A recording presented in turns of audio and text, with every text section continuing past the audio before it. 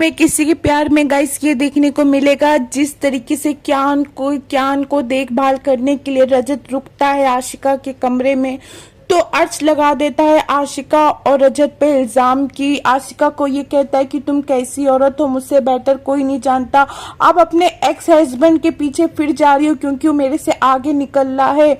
और वैसे रजत को धमकाता है कि मेरी गर्लफ्रेंड से दूरी रहना। तो रजत ये कहता है कि मुझे 1% भी तुम्हारी गर्लफ्रेंड पे इंटरेस्ट नहीं है, तुम्हारी गर्लफ्रेंड है, तुम संभाल के रखो। तो जिस तरीके से अर्श लगाने की कोशिश करता है और रजत को देता है धमकी, रुको मैं तुम्हारी वाइफ को बताता हूँ, होने वाली मुंह बोली वाइफ को बताता हूँ। जिस तरीके से जब लगाने की कोशिश तो करता है, अर्श पर लगता नहीं है सभी का फोन। जैसे कि आशिका ये कहती है कि मैं तो सिर्फ सोची थी कि तुम अच्छे इंसान नहीं हो, मगर तुम तो घटिया इंसान हो। मैं तुमसे प्यार करती हूँ और तुम मेरे बारे में ऐसा सोचते हो। और दूसरी तरफ है तो अर्श ये कहता है कि सिर्फ तुम मेरी गर्लफ्रेंड हो, मेरी वाइफ नहीं हो जो तुम मुझे लेक्चर दोगी।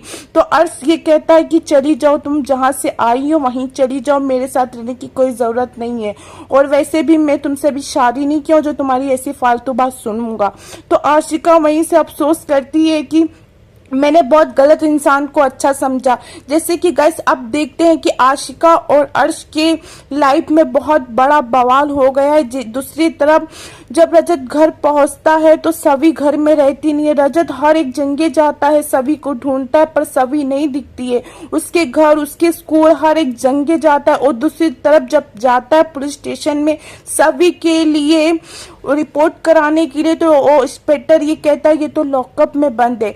तो जब रजत मिलता है तो सभी सारी बात जिगर की बताती है, पर रजत को 1% भी सभी की बात पे भरोसा नहीं रहता है।